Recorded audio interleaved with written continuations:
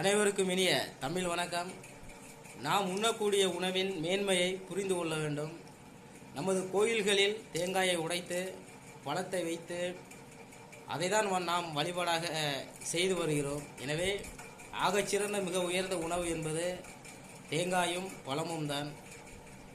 வான்புகழ் வள்ளுவ பெருந்தகை கூட உழவு என்ற அதிகாரத்தை எழுதி 10 குறளை இயற்றியுள்ளார். உழவை தான் சைவ உணவை தான் போற்றி புகழ்ந்திருக்கின்றார்.